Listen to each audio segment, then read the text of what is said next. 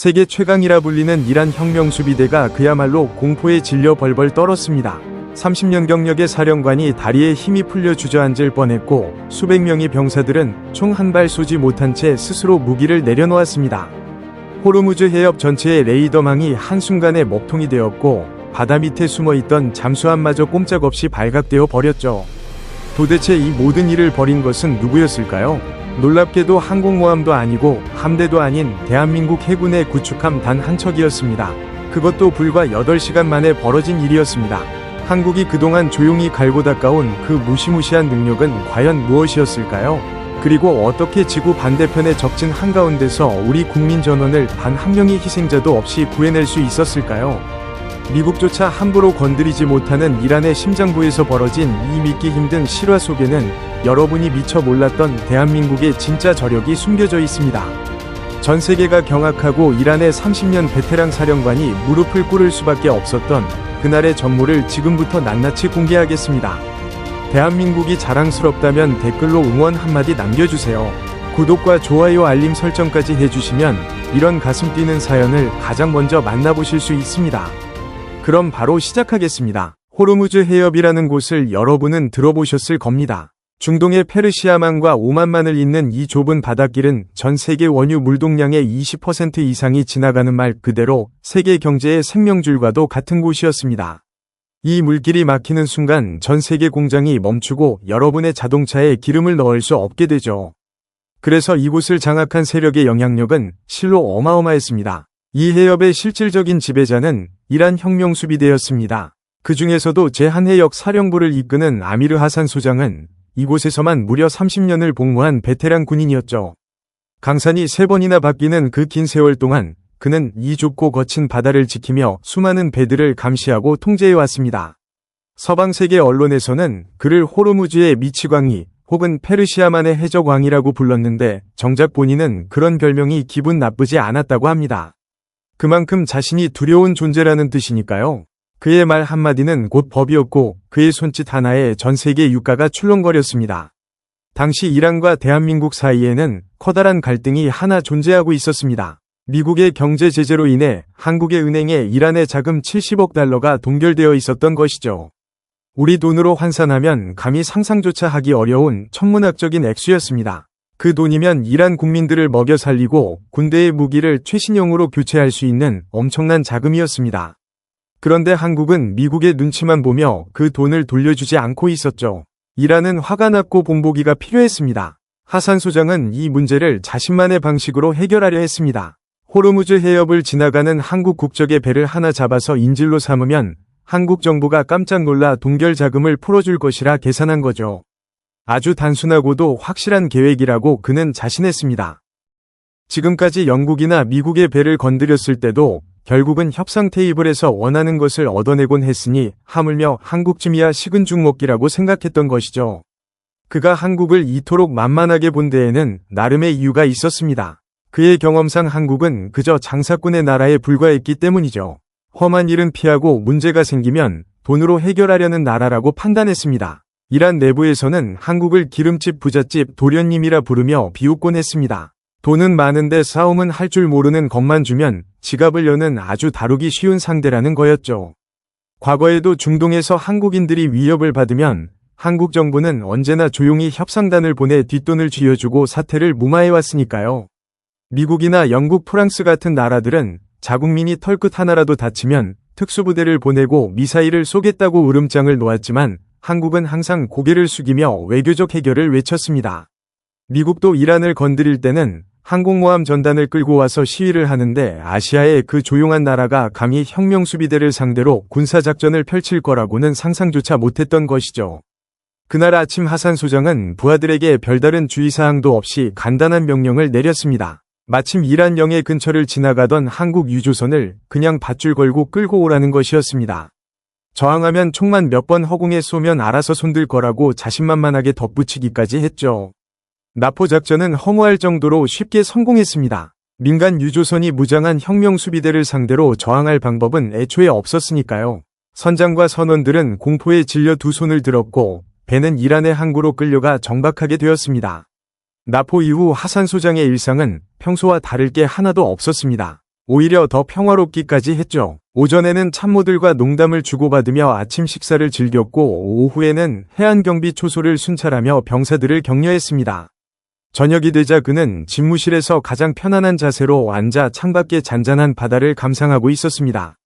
책상 위에는 따뜻한 홍차 한 잔이 김을 모락모락 피워 올리고 있었고 벽면의 대형 모니터에는 호르무즈 해협의 실시간 상황이 표시되고 있었죠. 30년 동안 공들여 만든 완벽한 감시망을 바라보며 그는 흐뭇한 미소를 지었습니다.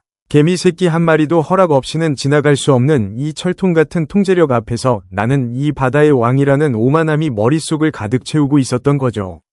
한국 정부가 유감 성명을 발표했다는 뉴스를 봤을 때도 콧방귀를 뀌었습니다. 예상대로 곧 협상단을 보낼 것이고 동결자금의 원금에 이자까지 받아낼 수 있을 거라며 혼자서 승리감에 도취해 있었습니다. 부관이 들어와 한국 언론의 분위기가 심상치 않고 한국 해군이 움직인다는 소문이 있다고 보고했을 때도 그는 손을 휘저었습니다. 설령 온다 해도 여기까지 오는 데만 한 달은 걸릴 것이고 온다 한들 남의 나라 앞마당에서 전쟁이라도 할 수 있겠느냐며 대수롭지 않게 넘겼습니다. 그저 국민들에게 보여주기 위한 쇼에 불과할 거라고 단정짓고 퇴근 준비를 하라고 지시했죠. 하지만 그는 몰랐습니다. 자신이 건드린 나라가 겉으로는 순한 양처럼 보이지만 속에는 5천년 동안 수많은 침략을 견뎌내고 이겨낸 맹수의 야성이 숨어 있다는 사실을 말입니다. 그리고 그들이 한번 화가 나면 물불 가리지 않고 끝까지 물고 늘어지는 무서운 사람들이라는 것도 까맣게 모르고 있었습니다. 그의 인생에서 가장 평화롭고 오만했던 그날 밤 폭풍전야와도 같았던 그 고요함이 깨지는 데는 그리 오래 걸리지 않았습니다. 2021년 1월 4일 새벽이었습니다. 정확히 기억할 수 있는 시간이었죠. 시계 바늘이 새벽 2시 7분을 가리키고 있었습니다. 칠흑 같은 어둠이 깔린 호르무즈 해협은 파도 소리조차 들리지 않을 만큼 고요했습니다. 상황실의 당직병들은 꾸벅꾸벅 졸고 있었고 하산 소장 역시 위자에 깊숙이 몸을 파묻은 채 잠시 눈을 붙이려던 참이었습니다. 유조선 납포가 성공적으로 끝났다는 안도감, 그리고 이제 곧 들어올 두둑한 보상금 생각에 기분 좋은 꿈이라도 꿀 것 같은 분위기였죠. 그 평화를 찢어버린 것은 날카로운 비상경보음이었습니다. 고막을 찢을 듯한 사이렌 소리가 상황실 전체를 뒤흔들었고 졸고 있던 병사들이 화들짝 놀라 위자에서 굴러 떨어졌습니다. 하산 소장 역시 반사적으로 자리에서 벌떡 일어났죠. 심장이 미친 듯이 뛰기 시작했습니다. 이 시간에 비상경보라니 도대체 무슨 일인 걸까요? 그는 급히 레이더 통제관에게 소리쳤습니다. 미군이냐고 영국 해군이냐고 다급하게 물었죠. 그런데 레이더 화면을 들여다보고 있던 통제관의 얼굴이 새하얗게 질려 있었습니다. 그가 믿을 수 없다는 표정으로 모니터와 소장의 얼굴을 번갈아 보며 더듬거렸습니다. 남쪽 해역에서 고속으로 접근하는 미식별 선박이 포착되었다는 보고였습니다. 속도가 너무 빠르다고 했죠. 현재 32노트에서 33노트로 계속 빨라지고 있었습니다. 이 속도는 일반 상선이 절대 낼 수 없는 수치였습니다. 군함이 분명했습니다. 33노트라는 숫자의 하산 소장은 자신의 귀를 의심했습니다. 바다에서 30노트가 넘는 속도는 자동차로 치면 시속 200km로 고속도로를 질주하는 것과 같았습니다. 거대한 군함이 그것도 암초와 섬이 많은 위험한 호르무즈 해협 입구에서 그런 속도를 낸다는 것은 자살행위나 다름없었죠. 엔진이 터져버리거나 배가 두둥강 날 수도 있는 무모한 짓이었으니까요. 도대체 어떤 미친 배가 남의 바다에서 이런 질주를 하고 있는 것인지 식별 신호를 확인하라고 지시했습니다. 통제관이 떨리는 손으로 키보드를 두드렸습니다. 그리고 잠시 후 스피커를 통해 들려온 그의 목소리는 공포에 질려 갈라지고 있었습니다. 대한민국 해군 구축함 최영함이라는 답이 돌아온 것이었죠. 순간 상황실에 정적이 감돌았습니다. 대한민국 해군이라는 단어가 모두의 뇌리에 박혔습니다. 하산 소장은 되물었습니다. 한국 군함이 여길 왜 오느냐고. 불과 8시간 전까지만 해도 오만 무스카트 항구에 정박해 있지 않았느냐고 말이죠. 통제관이 확인해보니 사실이었습니다. 무스카트에서 호르무즈 해협까지는 통상 순항 속도로 하루가 꼬박 걸리는 거리였습니다. 24시간이 필요한 그 먼 바닷길을 한국 구축함은 8시간 만에 주파해버린 것이었죠. 그것은 출항하자마자 엔진 출력 레버를 한계까지 끌어올리고 엔진이 과열되든 배가 부서지든 말든 죽기 살기로 달려왔다는 뜻이었습니다. 거친 파도를 가르며 달려오는 그 모습은 바다 위를 항해하는 배가 아니라 굶주린 맹수가 먹잇감을 향해 돌진하는 것이나 다를 바 없었죠. 나중에 알게 된 사실이지만 당시 최영함은 엔진 과부하 경고등이 켜진 상태에서도 속도를 줄이지 않았다고 합니다. 배가 망가지는 한이 있어도 우리 국민은 내가 지킨다는 각오가 느껴지는 대목이었습니다. 하산 소장은 허겁지겁 메인 화면 앞으로 달려갔습니다. 레이더 화면 아래쪽에서 붉은 점 하나가 무서운 속도로 북상하고 있었습니다. 보통 배들은 지도 위에서 기어가는 것처럼 보이는데 저 붉은 점은 눈에 보일 정도로 빠르게 움직이고 있었죠. 마치 성난 황소가 붉은 깃발을 보고 돌진하는 것 같은 모습이었습니다. 그는 즉시 상부의 카셈 장군에게 직통 전화를 걸었습니다. 수화기를 든 손이 미세하게 떨리고 있었죠. 한국 구축함 한 척이 비정상적인 속도로 이란 해역을 향해 돌진하고 있으니 저지해야 한다고 보고했습니다. 하지만 장결의 전화를 받은 카셈 장군은 짜증 섞인 목소리로 대수롭지 않게 넘겼습니다. 고작 배 한 척 가지고 왜 호들갑이냐며 겁주려고 쇼하는 것이라고 단정지었죠. 한국 사람들이 그래 봐야 총 한 방이나 쏘겠느냐며 적당히 경고방송이나 하고 돌려보내라는 것이 카셈 장군의 지시였습니다. 하산 소장은 아니라고 반박했습니다. 이 배는 속도를 전혀 줄이지 않고 있으며 조준 레이더까지 켜고 달려들고 있다고 목소리를 높였습니다. 명백한 공격 징후라고 강조했지만 카셈 장군은 30년 짬밥은 어디로 먹었느냐며 침착하게 대응하라는 말만 남기고 전화를 끊어버렸죠.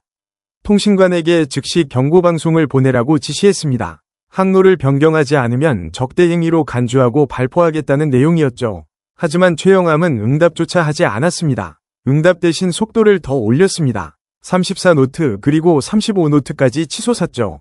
경고를 무시하고 속도를 더 올린다는 것은 당신의 말 따위는 안 들린다, 우리는 갈 길을 간다는 무언의 선전포고나 다름없었습니다. 하산 소장의 등줄기에 식은땀이 흐르기 시작했습니다. 30년 동안 이 바다를 지키면서 수많은 적들을 만났지만 이렇게 무모할 정도로 거침없이 돌진하는 상대는 처음이었습니다. 미군조차 이렇게 하지는 않았습니다. 미군은 절차를 지키고 거리를 유지하며 압박해 들어오는데 한국군은 그런 것이 없었습니다. 그냥 앞만 보고 달리는 폭주기관차 같았죠. 그때 사격 통제 레이더가 가동되었다는 보고가 올라왔습니다. 최영함이 이란의 해안포대를 조준하고 있다는 것이었죠. 사격 통제 레이더란 나는 너를 쏠 준비가 끝났다 버튼만 누르면 넌 죽는다는 뜻입니다. 평시에는 절대 켜지 않는 전쟁 직전에나 작동시키는 시스템을 한국 구축함은 망설임 없이 가동해버린 것이었습니다. 호르무즈 해협의 새벽 하늘이 서서히 밝아오고 있었지만 하산 소장의 앞에는 칠흑보다 더 짙은 공포가 밀려오고 있었습니다. 먼동이 터오기 시작한 호르무즈 해협의 새벽 하늘 아래 드디어 그 배가 모습을 드러냈습니다. 레이더상의 붉은 점이 아닌 거대한 강철의 실체가 눈앞에 나타난 것이었죠. 망원경으로 확인한 대한민국 구축함 최영함의 모습은 실로 충격적이었습니다. 녹슬고 투박한 이란 함정들과는 차원이 다른 존재였습니다. 마치 미래에서 온 우주선처럼 매끈하고 날렵한 선체가 아침 햇살을 받아 번쩍이고 있었죠. 뱃머리가 가르는 파도에서 하얀 포말이 피어올랐고 갑판 위에는 각종 첨단 장비들이 빈틈없이 배치되어 있었습니다.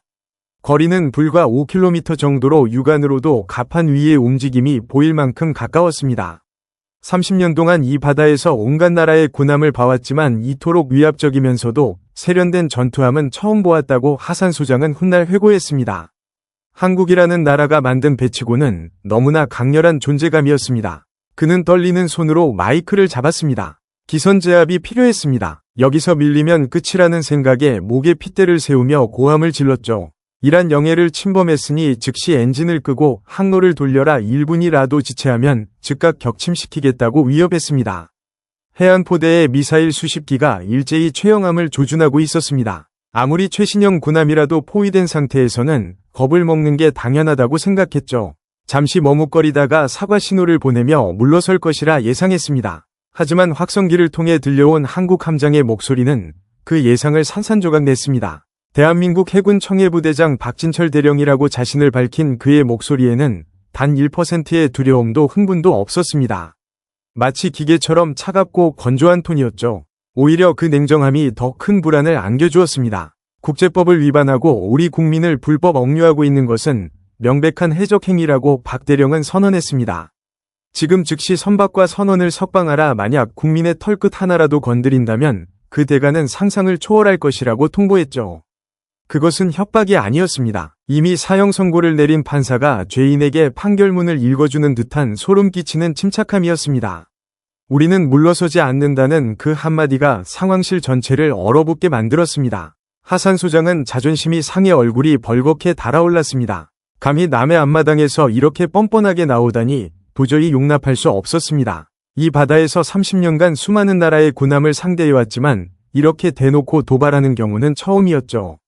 미국이나 영국도 형식적인 항의는 하더라도 이란 영해 안에서 이렇게 정면으로 맞서지는 않았습니다.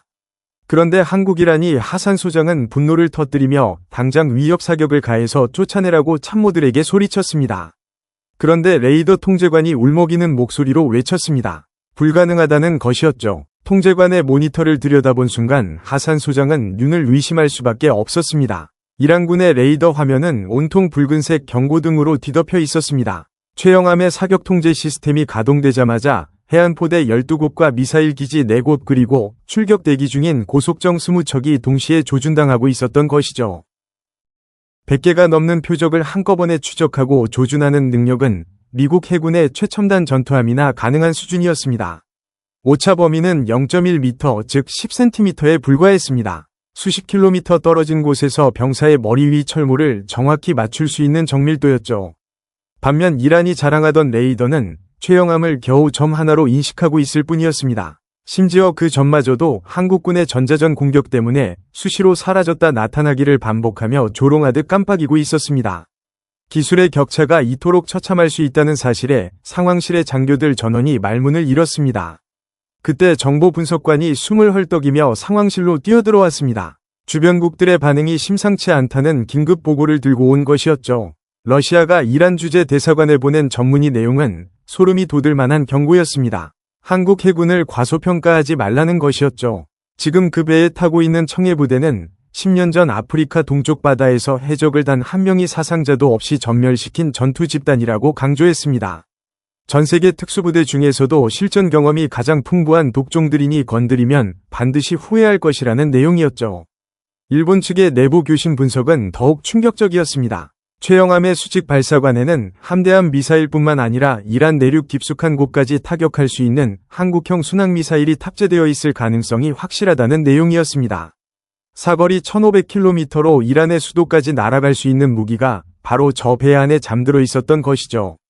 하산 소장은 그저 바다 위에서 백끼리 싸우는 한포전만 생각했습니다. 그런데 한국은 이미 이란의 심장부를 겨누고 있었던 겁니다. 최영함은 단순한 배가 아니었습니다. 바다 위를 움직이는 미사일 기지이자 하나의 완전한 해상 요새였습니다. 부관의 목소리가 덜덜 떨리고 있었습니다. 만약 저들이 정말 미사일을 발사하면 우리는 속수무책이라는 것을 모두가 본능적으로 느끼고 있었죠. 30년 군 생활 동안 이토록 압도적인 기술 격차를 경험한 것은 처음이었습니다. 이란이 자랑하는 수적 우위 따위는 최첨단 기술 앞에서 아무런 의미가 없다는 냉혹한 현실이 눈앞에 펼쳐지고 있었습니다. 하산 소장은 사령관이었습니다. 여기서 겁을 먹고 물러서면 상부에서 그의 목이 날아갈 것이 분명했죠. 카셈 장군은 결코 패배를 용납하지 않는 인물이었으니까요. 그는 애써 큰 소리를 치며 분위기를 수습하려 했습니다. 인질이 있지 않느냐 한국 선원들을 쥐고 있는 한저들도 함부로 쏘지 못할 것이라고 부하들을 안심시키려 했습니다. 하지만 그의 목소리에 실린 떨림까지는 감출 수가 없었죠.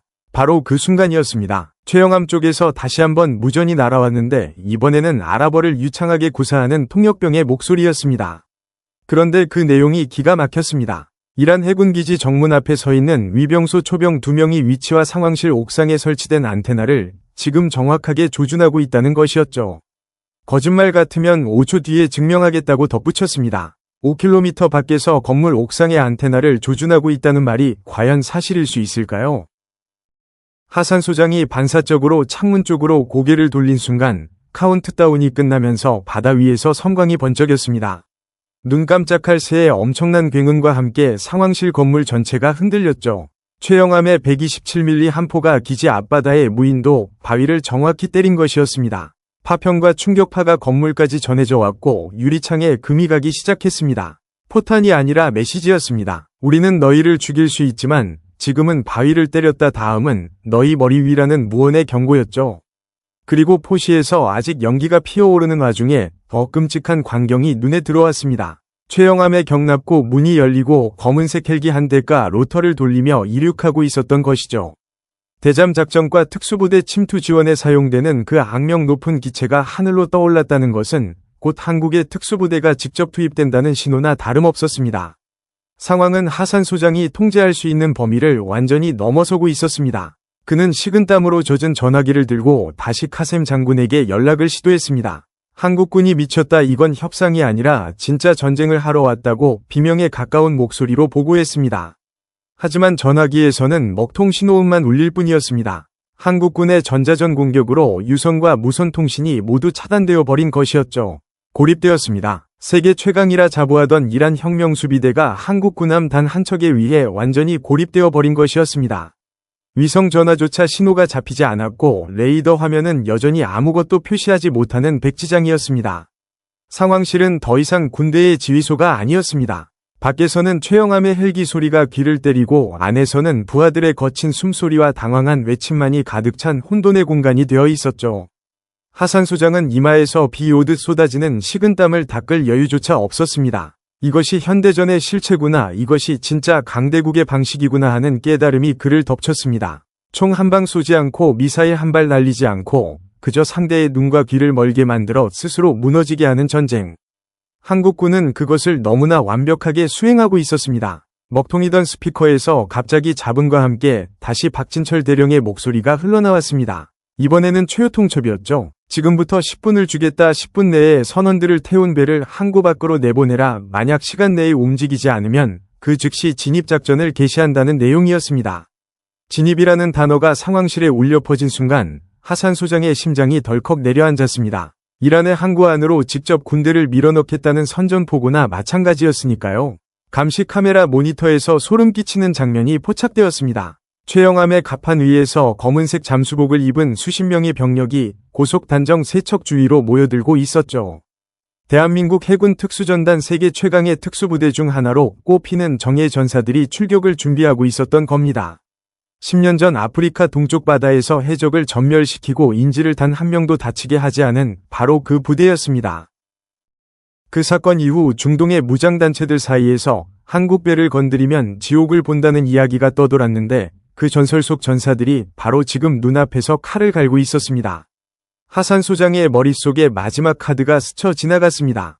바로 잠수함이었죠. 이란 해군이 자랑하는 소형 잠수함 3척이 호르무즈 해협 바닥에 매복해 있었습니다. 아무리 최영함이 대단해도 바다 깊은 곳에 숨어있는 잠수함까지는 찾아내지 못할 것이라 생각했죠.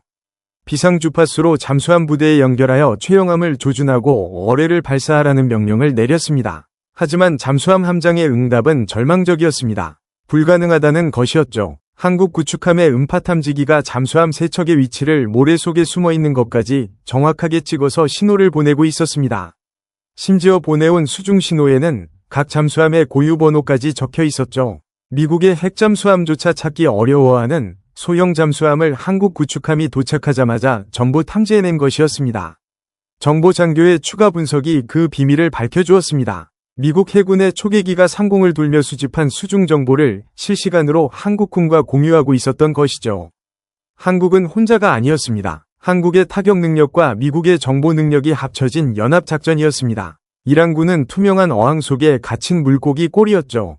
마지막 카드마저 무용지물이 된 순간 하산 소장은 벼랑 끝에 몰린 자신을 발견했습니다. 레이더도 통신도 잠수함도 전부 무력화된 지금 그에게 남은 것이라고는 오직 자신의 판단력과 부하들의 목숨뿐이었습니다. 과연 이 절체절명의 순간에 그는 어떤 결정을 내리게 될까요? 최영함에서 고속 단정 3척이 크레인에 매달려 바다 위로 내려왔습니다. 착수하는 순간 거대한 물보라가 치솟았고 그 즉시 엔진을 걸어 이란 항구 쪽으로 맹렬하게 질주하기 시작했죠. 맨 앞 단정에는 중기관총을 거치하고 야간 투시경을 장착한 특수부대 대원들이 빈틈없는 대형으로 자리 잡고 있었습니다. 뒤따르는 두 척에도 완전 무장한 대원들이 전투 태세를 갖추고 있었죠. 검고 빠른 그들의 움직임은 죽음의 사자들이 해면 위를 스치며 먹잇감을 향해 돌진하는 것 같았습니다. 상황실에서는 부하들이 공포에 질려 소리치고 있었습니다. 모니터에 잡힌 고속 단정의 속도는 40노트를 넘어서고 있었습니다. 일반적인 군함도 내기 힘든 속도를 작은 보트에 탄 채 거친 파도를 뚫고 달려오는 것이었죠. 적 고속 단정 접근거리 3km, 2km 하고 거리가 급속히 좁혀지자 사격할 것인지를 다급하게 묻는 목소리가 사방에서 터져나왔습니다. 하산 소장의 입술이 바르르 떨렸습니다. 머릿속에서는 수천 가지 시나리오가 번개처럼 스쳐 지나갔습니다. 쏘라고 하면 전쟁이 시작되는 것이고 쏘지 않으면 항복이나 다름없었습니다. 하지만 사격이라는 두 글자가 목구멍에 걸려 도저히 밖으로 나오지 않았습니다. 그 순간 최영함에서 다시 방송이 흘러나왔습니다. 이번에는 통역 없이 박진철 함장의 육성이 그대로 울려 퍼졌죠. 한국어였지만 그 기백만큼은 언어의 장벽을 넘어 가슴을 때렸습니다. 나의 부하들이 지금 그곳으로 간다. 저항하지 마라. 총을 버리고 바닥에 엎드려라. 그러면 살 것이다. 하지만 총구를 겨누는 자는 오늘이 그의 마지막 날이 될 것이라는 내용이었습니다. 그 목소리에는 확신이 있었습니다. 자신이 반드시 이길 것이라는 확신, 그리고 압도적인 힘을 가진 자만이 보여줄 수 있는 여유가 담겨 있었죠. 30년 군 생활을 한 하산 소장의 직감이 경고하고 있었습니다. 저 남자는 진짜다. 저 남자는 절대 빈말을 하지 않는다고 말이죠. 최영함의 한 포가 다시 불을 뿜었습니다. 이번에는 기지 바로 옆 빈 공터를 때렸죠. 흙먼지가 하늘 높이 치솟고 건물의 유리창이 와장창 깨져나갔습니다. 경고사격의 탄착점이 매번 더 가까워지고 있었습니다. 다음 목표가 바로 이 상황실이라는 것은 누구라도 짐작할 수 있었죠. 바로 그때 끊겼던 상부와의 직통 전화가 기적적으로 다시 연결되었습니다. 아마도 한국 측에서 이란 지휘부 내부의 혼란과 분열을 유도하기 위해 의도적으로 통신을 잠깐 열어준 것으로 보였습니다. 적의 통신을 차단했다가 원하는 시점에 풀어주는 것 자체가 이미 한국군이 전장을 완전히 장악하고 있다는 증거나 다름없었죠. 카셈 장군의 고함 소리가 수화기를 통해 터져나왔죠. 당장 미사일을 쏘라는 명령이었습니다. 하산 소장은 불가능하다고 반박했습니다. 미사일을 쏘는 순간 기지 전체가 초토화될 것이며 잠수함도 이미 발각되었다고 보고했죠. 하지만 카셈 장군은 혁명수비대의 명예를 걸고 싸우라며 발포하지 않으면 군사재판에 넘겨 총살에 처하겠다고 협박했습니다. 쏘면 한국군에게 죽고 안 쏘면 아군에게 죽는 벼랑 끝의 상황이었습니다. 하산 소장의 손이 발사 버튼 덮개 위를 배회하고 있었습니다. 빨간 버튼 하나만 누르면 미사일이 발사되겠지만 그 대가로 30초 뒤에 머리 위로 쏟아질 수백 발의 보복 공격을 과연 감당할 수 있을까요? 창밖을 다시 내다보았습니다. 한국 특수부대의 고속 단정이 이미 항만 입구까지 진입한 상태였습니다. 돌파당하고 있다는 부하의 비명 같은 보고가 올라왔죠. 하산 소장은 눈을 질끈 감았습니다. 그의 인생 최대의 위기였습니다. 국가의 자존심을 지킬 것인가 아니면 자신과 부하들의 목숨을 지킬 것인가. 한국이라는 거대한 산 앞에서 그는 그저 길을 잃은 어린아이 같았습니다. 그리고 마침내 결단을 내렸습니다. 그의 입에서 나온 말은 공격 명령이 아니었습니다. 전 병력 사격 중지 일단 대기하라는 명령이었죠. 카셈 장군의 명령을 정면으로 거부한 것이었습니다. 여기 지휘관은 자신이며 자신이 모든 책임을 지겠다고 선언했습니다. 비겁하다고 욕할 수도 있겠지만 그 상황에서 저 압도적인 살기를 내뿜는 한국군을 향해 총을 쏘는 것은 불 속으로 뛰어드는 나방이나 다름없었습니다. 30년 군인의 자존심이 바닥으로 곤두박질치는 순간이었지만 동시에 수백 명 부하들의 목숨을 살린 결단이기도 했습니다. 훗날 하산 소장은 이 순간을 떠올리며 이렇게 말했습니다. 패배는 자존심의 문제이지만 부하들의 목숨은 돌이킬 수 없는 것이었다. 나는 자존심보다 생명을 택했고 그 선택이 옳았다고 지금도 믿는다고요. 그 순간 하산 소장은 깨달았습니다. 오늘 자신이 내린 이 사격 중지 명령이 어쩌면 30년 군 생활에서 가장 용기 있는 결정일 수도 있다는 것을요. 명령이 내려진 상황실에는 숨막히는 침묵만이 감돌았습니다. 창밖에서는 한국 해군 특수부대의 고속단정이 으르렁거리는 엔진 소리를 내며 항구 안으로 거침없이 들어오고 있었지만 이란 병사들은 총구를 내린 채 멍하니 그 광경을 지켜보고만 있었습니다. 분노와 공포 그리고 알 수 없는 무력감이 뒤섞인 복잡한 감정 속에서 하산 소장은 문득 이런 생각을 했습니다. 도대체 저들은 무엇이기에 이토록 두려움이 없는 걸까? 무엇이 저들을 지구 반대편까지 목숨 걸고 달려오게 만들었을까 하고 말이죠. 그리고 아주 오래전 아버지께서 해주셨던 말씀이 불현듯 떠올랐습니다. 하산 소장의 아버지는 이란과 이라크 사이에 전쟁이 벌어졌던 1980년대에 정유시설을 관리하던 기술자였습니다. 이라크의 침공으로 도시는 매일같이 미사일 폭격을 맞았고 외국 기업들은 전부 짐을 싸서 도망치기에 바빴죠. 일본 기술자들은 전쟁이 터지자마자 가장 먼저 비행기를 타고 탈출했고 프랑스와 독일, 영국 기업들도 계약이고 위약금이고 다 필요 없다며 야반도주를 감행했습니다. 자기 목숨 하나 건지겠다는 마음이 앞섰던 거죠. 그런데 유일하게 남았던 사람들이 있었습니다. 폭격이 쏟아지는 공사 현장에서 안전모 하나에 위지한 채 끝까지 벽돌을 나르고 철근을 용접하던 동양인들이 있었죠. 바로 한국인들이었습니다. 폭탄이 떨어지는 와중에도 묵묵히 일을 계속하는 그들의 모습에 아버지는 큰 충격을 받으셨다고 합니다. 아버지가 그들에게 물어보셨습니다. 남들은 다 도망가는데 왜 안 가느냐고, 죽는 게 무섭지 않느냐고 말이죠. 그때 한국인 현장 소장이 흙먼지 뒤집어 쓴 얼굴로 씩 웃으며 대답했다고 합니다. 약속했으니까요 라고요. 건물을 짓기로 계약했는데 약속을 지키지 않고 도망가는 것은 한국 사람의 자존심이 허락하지 않는다고 했습니다. 그리고 자신들이 여기서 번 돈으로 고향에 있는 아내와 아이들이 먹고 살아야 하니 가장은 전쟁터에서도 물러서지 않는다고 덧붙였죠. 돈이나 이익을 넘어서는 무언가 목숨을 걸고서라도 지켜야 할 신념이 저 작은 나라 사람들의 가슴속에 단단하게 박혀있다는 것을 아버지는 그때 느끼셨습니다.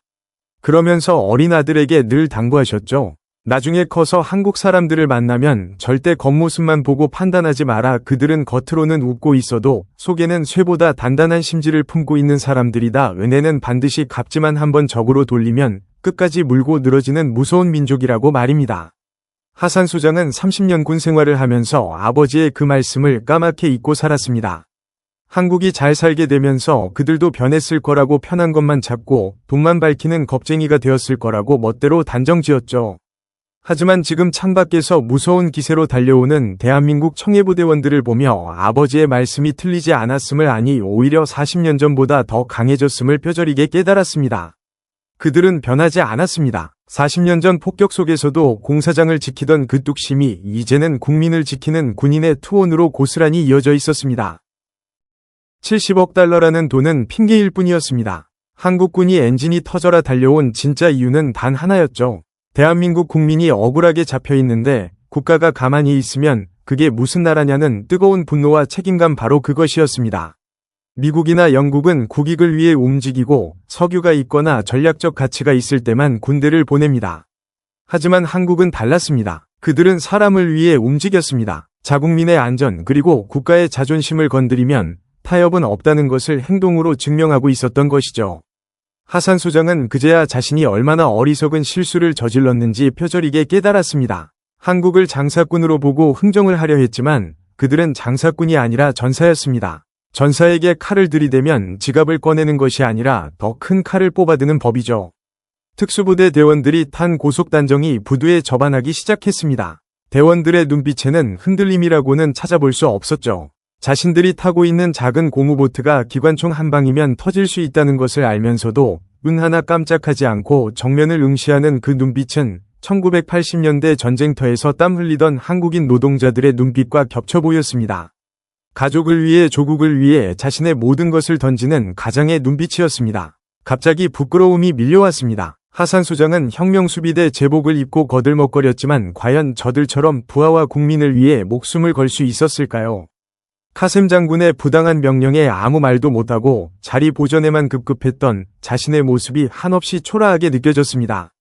이란 병사들도 같은 감정을 느끼고 있었죠. 처음에는 적개심에 불타오르던 눈동자가 점점 흔들리기 시작했습니다. 압도적인 무력 때문만은 아니었습니다. 한국군에게서 뿜어져 나오는 기세와 명분 없는 싸움은 하지 않겠다는 당당함, 그리고 내 동료를 반드시 구하겠다는 결연한 의지가 이란 병사들의 전의를 꺾어버린 것이었습니다.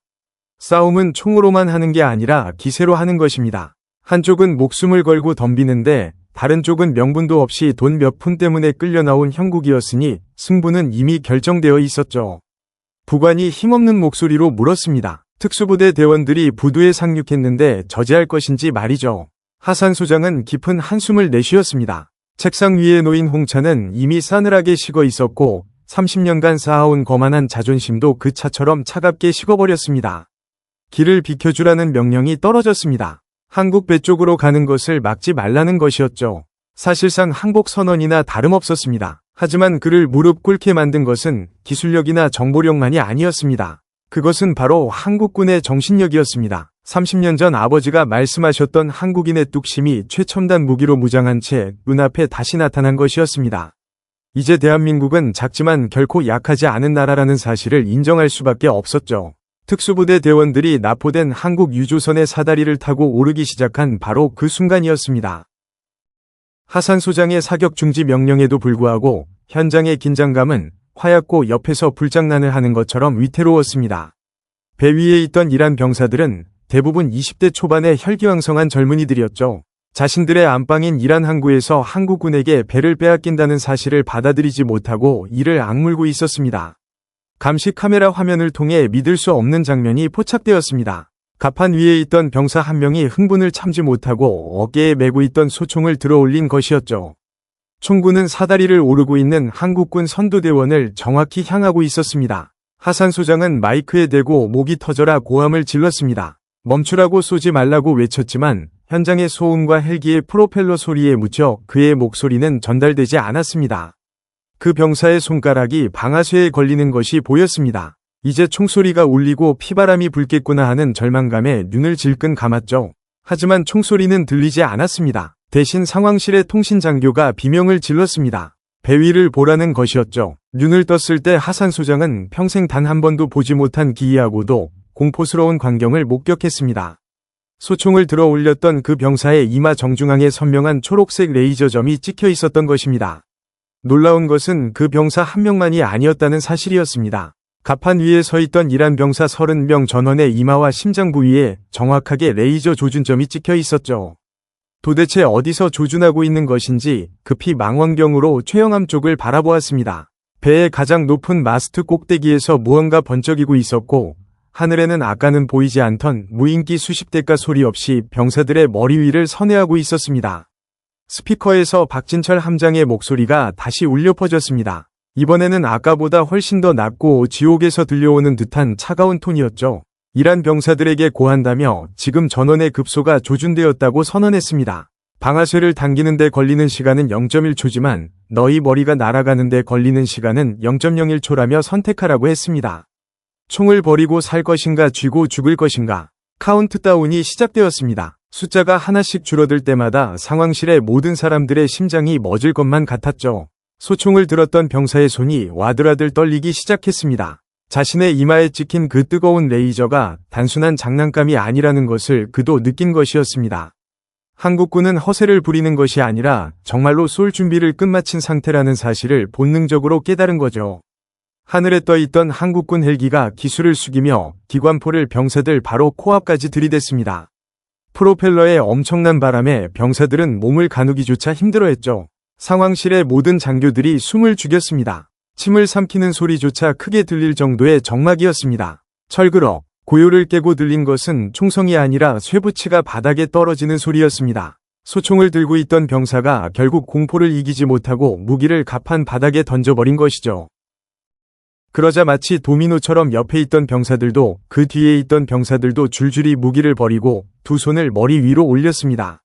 총 한 발 쏘지 않고 이란 혁명수비대 30명이 일시에 무장해제된 순간이었습니다.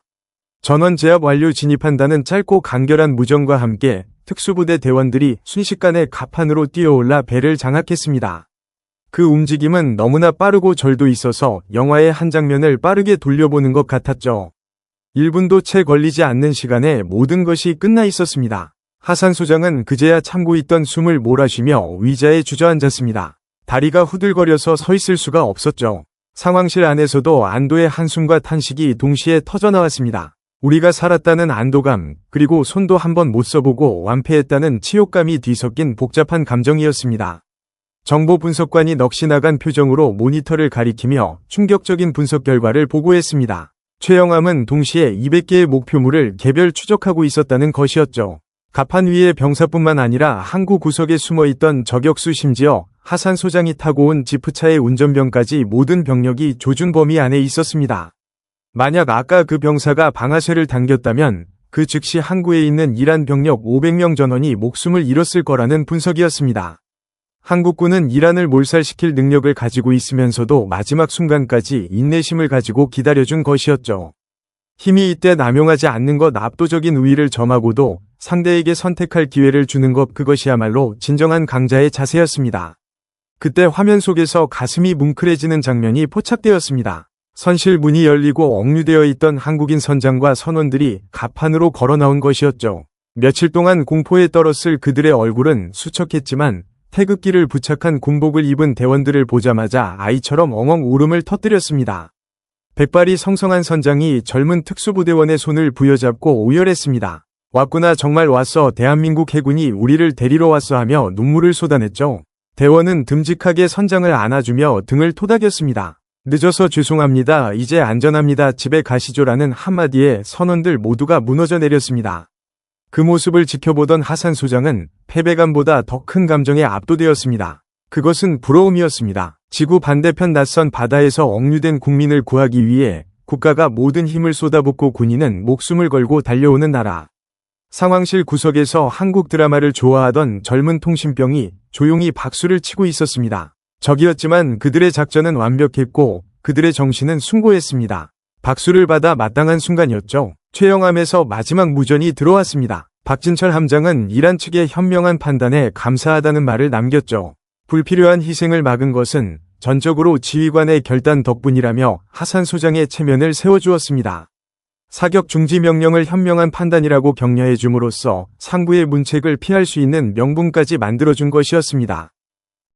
승자가 패자를 조롱하는 것이 아니라 상대방의 고뇌를 이해하고 격려해주는 태도, 그것은 강자만이 보여줄 수 있는 품격이었습니다. 하산 소장은 마이크를 잡을 힘조차 없었지만 쥐어짜듯 마지막 답신을 보냈습니다. 기관의 능력을 인정한다. 당신들이 이겼다. 부디 안전하게 돌아가라는 것이 30년 군 생활 중 처음으로 적에게 보낸 존경의 메시지였습니다. 잠시 후 한국 유조선이 백고동을 길게 울리며 항구를 빠져나가기 시작했습니다. 그 뒤를 최영암이 든든하게 호위하며 따랐죠. 멀어지는 태극기를 바라보며 하산 소장은 혼잣말처럼 중얼거렸습니다. 정말 무서운 나라다. 다시는 절대로 저 깃발을 적으로 만나고 싶지 않다고요. 그날 밤 하산 소장은 비공식 채널로 박진철 함장에게 무전을 보냈습니다. 공식적인 경로가 아닌 함대 사령관끼리만 사용하는 비상 채널이었죠. 당신들 덕분에 수명이 10년은 줄어든 것 같다며 30년 군 생활 중 이렇게 완벽하게 패배한 것은 처음이라고 솔직하게 고백했습니다. 기술도 정신력도 모두 인정할 수밖에 없다고요. 박진철 대령은 의외의 대답을 내놓았습니다. 승패는 중요하지 않으며 마지막 순간에 방아쇠를 당기지 않은 것이야말로 진정한 용기였다고 했습니다. 당신이 부하들의 목숨을 살린 것이라며 그 결단에 경의를 표한다는 말이었죠. 승자로서 패자를 배려하는 그 한마디가 하산 소장의 가슴을 강하게 때렸습니다. 하산 소장이 물었습니다. 도대체 한국군은 무엇을 위해 그렇게까지 하느냐고. 기름 한 방울 나지 않는 나라에서 왜 이토록 바다에 목숨을 거느냐고요. 박진철 대령의 대답은 짧지만 깊었습니다. 우리는 반도 국가이며 바닷길이 막히면 죽는다. 그리고 무엇보다 역사를 통해 배웠다. 힘이 없으면 나라를 빼앗기고 국민이 눈물을 흘린다는 것을 알기에 강해져야만 했다고요. 누구를 침략하기 위해서가 아니라 우리 아이들이 다시는 남의 나라 눈치를 보며 살지 않도록 하기 위해서라는 말이었습니다. 하산 소장은 약속했습니다. 앞으로 호르무즈 해협에서 태극기를 단 배에는 자신의 이름으로 안전을 보장하겠다고요. 다음에 만날 때는 조준경 너머가 아니라 항구에서 차 한잔 나누며 만나자는 인사로 무전은 끝났습니다. 무전이 끊긴 후 하산 소장은 창밖을 보며 거수 경례를 올렸습니다. 보이지 않는 곳에 있는 그들에게 보내는 진심 어린 존경의 표시였죠. 다음날 하산 소장은 이란 해군 전부대에 새로운 작전 지침을 하달했습니다. 호르무즈 해협을 통과하는 대한민국 국적의 모든 선박에 대해 검문 검색을 면제하고 경례로 예우를 갖추며 필요하다면 호위 임무까지 수행하라는 내용이었죠. 그리고 상부에 올린 보고서에는 이렇게 적었습니다. 대한민국은 작지만 거인 같은 나라이며 그들의 진짜 무기는 첨단 미사일이 아니라 사람을 귀하게 여기는 마음이라고요. 우리가 진정으로 강해지고 싶다면 한국을 벤치마킹해야 한다는 결론이었습니다. 이 보고서는 훗날 이란 군부 내에서 한국을 바라보는 시각을 완전히 바꾸는 계기가 되었습니다. 그로부터 시간이 흘렀습니다. 그날의 사건은 전설 같은 이야기가 되어 이란 해군 사관생도들의 교과서에 실렸죠. 호르무즈 해협에서 태극기는 일종의 무사통과 부적이 되었습니다. 이란 해군뿐만 아니라 이 해역의 해적들이나 무장단체들조차 태극기가 펄럭이는 배는 절대 건드리지 않게 되었죠. 한국 배 뒤에는 지옥 끝까지 쫓아오는 해군이 있다. 그들은 협상하러 오는 것이 아니라 뼈를 묻으러 온다는 불문율이 생겨났기 때문이었습니다. 실제로 한국 국적의 소형 어선이 엔진 고장으로 이란 영해에 표류해 들어왔을 때 이란 경비정은 나포 대신 물과 식량을 나눠주고 기술자를 보내 엔진까지 수리해 주었습니다. 그리고 공해상으로 나갈 때까지 안전하게 호위까지 해주었죠. 그 경비정의 함장은 이렇게 말했습니다. 한국과 친구가 되기로 했으니 친구가 공경에 처했는데 돕는 건 당연한 일이라고요. 한국군의 힘에 의한 평화가 통한 것이었습니다. 그들은 압도적인 힘을 보여주었지만 남용하지 않았고 상대를 굴복시켰지만 모욕하지 않았습니다. 여러분, 오늘 이 이야기 속에 담긴 대한민국의 저력은 하루아침에 만들어진 것이 아닙니다. 뜨거운 사막에서 땀 흘려 외화를 벌어오고 밤새워 공장을 돌리며 기름 한 방울 나지 않는 가난한 나라를 세계적인 경제 강국으로 만들어낸 수많은 분들의 피와 땀의 결실이었습니다. 그날 최영함의 함장이 보여준 당당한 기백은 바로 우리가 지난 수십 년 동안 허리띠 졸라매며 키워온 대한민국의 자존심이었습니다. 힘이 없으면 정의도 지킬 수 없다는 냉혹한 국제사회에서 맨주먹으로 힘을 키워 자식들을 지켜내신 것이 바로 여러분입니다. 부디 자부심을 가지십시오. 지금의 대한민국은 여러분이 생각하는 것보다 훨씬 더 강하고 훨씬 더 위대합니다. 그리고 그 위대함의 뿌리는 바로 여러분이라는 사실을 잊지 마시기 바랍니다. 호르무즈 해협의 거친 파도보다 더 뜨거웠던 대한민국 해군의 감동적인 구출작전, 그 속에 숨겨진 우리 모두의 위대한 저력을 오래도록 기억하겠습니다.